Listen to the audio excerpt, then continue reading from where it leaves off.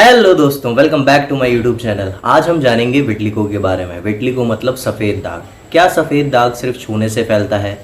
क्या ये विटामिन की कमी से होता है, या फिर इसका प्रॉपर ट्रीटमेंट प्लान पॉसिबल है आज के टाइम में कि नहीं? आज हम इसको जानेंगे एविडेंस बेस्ड कॉन्सेप्ट के साथ। तो चलिए समझते हैं। चलिए अब हम समझते हैं कि विटलिगो दरअसल में होता क्या है। विटलिगो हमारे स्किन की एक ऑटोइम्यून डिसऑर्डर की कंडीशन है, जहाँ पर क्या होता है, हमारे जो स्किन का कलर होता है वो मेलानिन नाम की पिगमेंट बनाता है। तो मेलानिन नाम का जो पिगमेंट होता है वो मेलानोसाइट सेल सेक्रेट करते हैं। तो विटलिगो की कंडीशन में हमारा इम्यून सिस्टम जो होता है वो उल्टा इन्हीं सेल्स पर अटैक कर देता है, मेलानोसाइट सेल्स पर ही अटैक कर देता है, जिसकी वजह से उस पर्टिकुलर एरिया में मेलानिन का प्रोडक्शन बंद हो जाता है। और जब मेलानिन का प्रोडक्शन बंद हो जाएगा तो जाहिर सी बात है कि उस एरिया में क्या होगा, वो स्किन का कलर नहीं देखने को मिलेगा, मतलब वहाँ पे वाइट पैचेस पड़ जाएंगे उस पर्टिकुलर एरिया में। तो इस तरीके से विटलिगो क्या होता है, हमारी बॉडी में फैलता है, सफ़ेद दाग फैलता है। और यहाँ से हमें ये समझ में आया है कि ये कोई इन्फेक्टियस डिसीज़ नहीं है, यानी ये किसी के छूने से, साथ रहने या खाने पीने से नहीं फैलता है।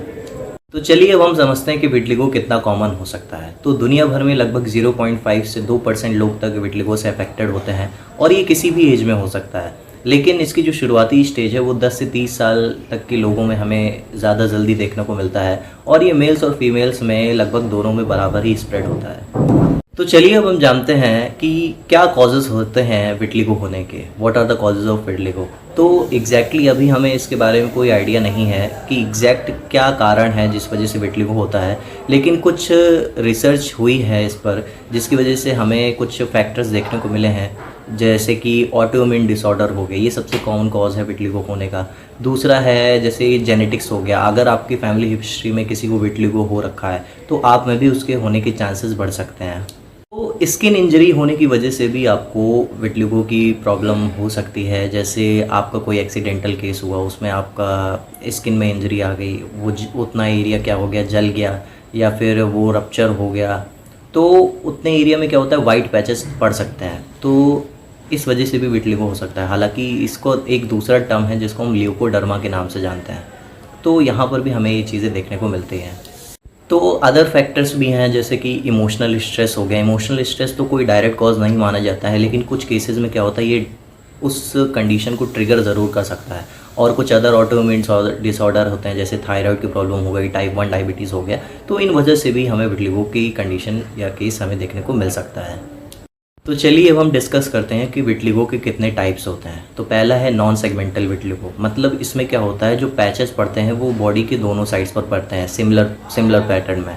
और दूसरा होता है सेगमेंटल विटलिगो। इसमें क्या होता है, बॉडी के किसी एक साइड पर ही आपको पैचेस देखने को मिलेगा आपकी बॉडी पर। तीसरा है फोकल विटलिगो। यहाँ पर क्या होता है, आपको सिर्फ एक या फिर दो जगह ही क्या होंगे, लिमिटेड पैचेस देखने को मिलेंगे आपकी बॉडी में। फोर्थ टाइप का विटलिगो है यूनिवर्सल विटलिगो। ये काफ़ी रेयर होता है, क्योंकि इसमें क्या होता है, बॉडी का ऑलमोस्ट सारा ही हिस्सा क्या होता है, डी पिगमेंटेड हो जाता है एकदम। उसमें कलर क्या होता है, गायब हो जाता है, वाइट पैचेस पड़ जाते हैं पूरे बॉडी में। तो इसको हम बोलते हैं यूनिवर्सल विटलिगो। चलिए अब हम डिस्कस करते हैं sign and symptoms of vitiligo. तो स्किन पर वेल डिफाइंड पैचेस, आपको वाइट पैचेस देखने को मिल सकता है। दूसरा ये कि पैचेस धीरे धीरे बढ़ सकता है। तीसरा ये कि हेयर आपके क्या हो सकते हैं, काफ़ी ज़्यादा वाइट हो सकते हैं। और आपकी जो आई ब्रोज होती हैं या फिर आई लैशेज़ हो सकती हैं, वो भी वाइट हो सकती हैं। और आपका जो माउथ है या फिर जो लिप है, उसके अंदर भी पैचेस क्या कर सकते हैं, एंटर कर सकते हैं। लेकिन ये कोई इरिटेशन या फिर पेन हमें कॉज नहीं करा सकते हैं। ये कुछ साइन एंड सिम्टम्स हैं जो कि हमें विटलिगो में देखने को मिलते हैं। तो चलिए अब हम डिस्कस करते हैं what are the diagnosis of vitiligo.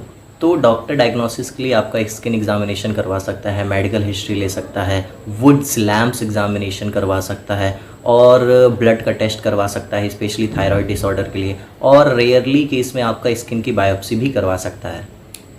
तो चलिए अब हम डिस्कस करते हैं विटलिगो से जुड़े हुए कुछ मिथ के बारे में।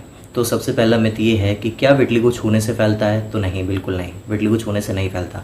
दूसरा मिथ ये है कि क्या विटलिगो इन्फेक्टियस होता है? तो बिल्कुल नहीं, ये एक ऑटोइम्यून डिसऑर्डर होता है। तीसरा ये कि क्या विटलिगो विटामिन की डेफिशिएंसी से होता है? तो इसका विटलिगो जो है उसका प्राइमरी कॉज कोई विटामिन डेफिशिएंसी नहीं हो सकता है।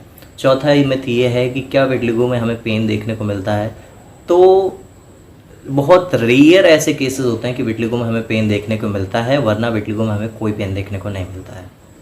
तो चलिए अब हम डिस्कस करते हैं कि विटिलिगो के हमें क्या कॉम्प्लिकेशंस देखने को मिल सकते हैं। तो सबसे पहला है कि इसमें आपको सनबर्न होने के चांसेस बढ़ सकते हैं। दूसरा ये कि आपको साइकोलॉजिकल स्ट्रेस और लो सेल्फ कॉन्फिडेंस फील हो सकता है।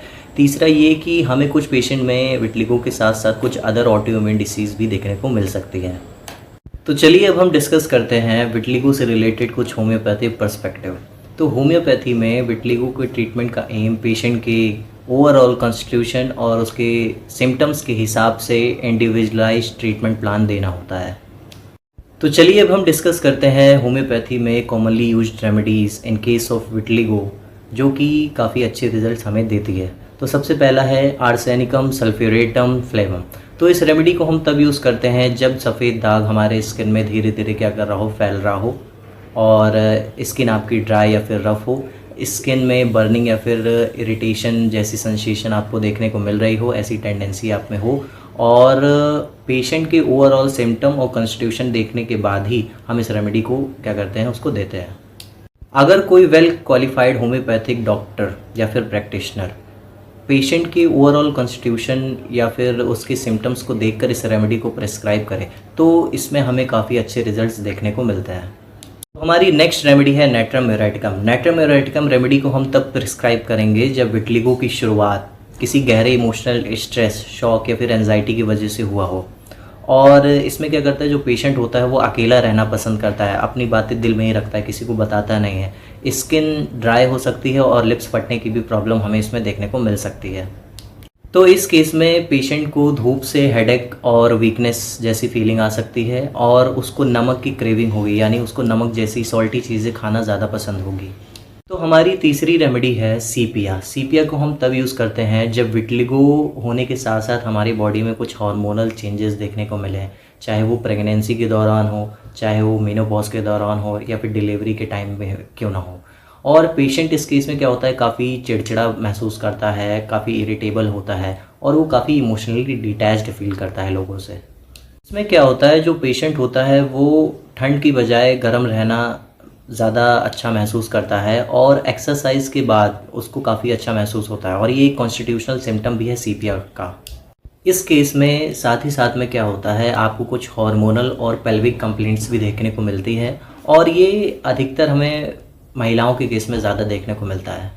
तो हमारी नेक्स्ट रेमेडी है सल्फ़र। सल्फ़र को हम विटिलिगो के केस में तब यूज़ करेंगे जब उसकी स्किन क्या हो, ड्राई हो, उसकी स्किन में क्या हो, काफ़ी ज़्यादा इरिटेशन या फिर बर्निंग जैसी सेंसेशन हमें देखने को मिले, और क्या हो, वो हॉट पेशेंट हो। हॉट पेशेंट मतलब उसको क्या हो, उसको गर्म चीज़ों से क्या हो दिक्कत हो, यानी गर्म चीज़ों से क्या हो, उसका एग्रेवेशन होता हो, उसको गर्म चीज़ों से क्या हो, तकलीफ़ उसकी बढ़ जाती हो। और जो सल्फ़र का पेशेंट होगा उसको क्या होगा, नहाने से प्रॉब्लम होगी, और जब वो स्किन धुलेगा तो उसको काफ़ी ज़्यादा इरिटेशन महसूस होती हो। इस केस में हम क्या करेंगे, इस सल्फ़र रेमेडी को हम कंसीडर कर सकते हैं। इस केस में यानी सल्फ़र के केस में क्या हो सकता है, एक्जिमा जैसी अदर क्रॉनिक कंडीशन भी हमें देखने को मिल सकती है, लेकिन हम इस रेमेडी को तभी पेशेंट को रेफ़र करेंगे जब हमें सल्फ़र जैसे सारे कॉन्स्टिट्यूशनल सिस्टम उस पेशेंट में हमें देखने को मिले, तब हम इस रेमेडी को क्या करते हैं, उस पेशेंट को रेफ़र कर सकते हैं। तो हमारी नेक्स्ट रेमेडी है कैलकेरिया कार्ब। कैलकेरिया कार्ब को हम विटिलिगो के केस में कैसे यूज़ कर सकते हैं, अगर वो पेशेंट क्या हो, हट्टा कट्टा हो, मोटा हो, फ्लैबी टाइप का हो, और थोड़ा ही काम करके उसको ज़्यादा थकावट महसूस होती हो, हेड रीजन पर काफ़ी ज़्यादा पसीना आता हो, काफ़ी ज़्यादा स्वेट सेक्रेट होता हो, और वो कैसा पेशेंट होता हो, चिली पेशेंट हो, और उसका मेटाबॉलिज्म थोड़ा स्लो हो, उसके कैल्शियम और न्यूट्रिशन की क्या हो, थोड़ी डेफिशिएंसी हो, तो इस टाइप के केस में हम क्या कर सकते हैं, calcarea carb as a remedy हम उसको प्रिस्क्राइब कर सकते हैं। तो कैलकेरिया कार्ब के पेशेंट में हमें क्या हो सकता है, क्रॉनिक स्किन की प्रॉब्लम भी हमें देखने को मिल सकती है। हमारी नेक्स्ट रेमेडी है सुराइनम। तो सुराइनम को हम तब यूज़ करेंगे जब पेशेंट को क्या हो, बहुत ज़्यादा ठंड लगती हो और वो गर्म कपड़े पहनना काफ़ी ज़्यादा पसंद करता हो, स्किन की उसको कोई पुरानी प्रॉब्लम हो या फिर बार बार होने वाली प्रॉब्लम हो, जैसे एक्जिमा की कोई हिस्ट्री रही हो, और स्किन उसकी क्या हो, ड्राई हो, और काफ़ी इचिंग उसकी स्किन में हमें देखने को मिलता हो। तो सोराइनम के केस में हमें पेशेंट में कोई कमज़ोरी, होपलेसनेस या फिर लो कॉन्फिडेंस जैसी कॉन्स्टिट्यूशनल सिम्टम भी हमें देखने को मिल सकते हैं। तो इस केस में विटिलिगो के साथ साथ रिकरेंट स्किन कंप्लेंट्स भी हमें देखने को मिल सकती है। तो यहाँ पर सबसे इम्पॉर्टेंट बात ये निकल कर आई कि यहाँ पर मैंने जो भी अभी होम्योपैथिक रेमेडीज़ डिस्कस करी है वो हर पेशेंट के लिए क्या हो सकता है, अलग हो सकता है, हर केस के लिए अलग हो सकता है, क्योंकि हर पेशेंट की कंस्टिट्यूशन सिम्टम क्या होते हैं, अलग अलग होते हैं इस वजह से। और हमें क्या करना चाहिए, सेल्फ मेडिकेशन से बचना चाहिए और डॉक्टर की सलाह ज़रूर लेनी चाहिए। तो आज की वीडियो का कंक्लूज़न ये निकलता है कि जो विटिलिगो होता है वो एक ऑटो इम्यून स्किन डिसीज़ है, डिसऑर्डर है, जो कि छूने से तो बिल्कुल नहीं फैलता है, लेकिन सही टाइम पर डायग्नोसिस और डर्मेटोलॉजिस्ट की कंसल्टेशन से हम इसको क्या कर सकते हैं, काफ़ी हद तक सुधार सकते हैं, अच्छे से मैनेज कर सकते हैं और इसको फैलने से रोक सकते हैं। तो कहीं पर भी अगर आपको सफ़ेद दाग दिखता है आपकी बॉडी पर, तो इसको इग्नोर बिल्कुल मत कीजिए और सेल्फ ट्रीटमेंट की बजाय आप प्रॉपर मेडिकल इवैल्यूएशन करवाइए, तो वो ज़्यादा बेटर रहेगा।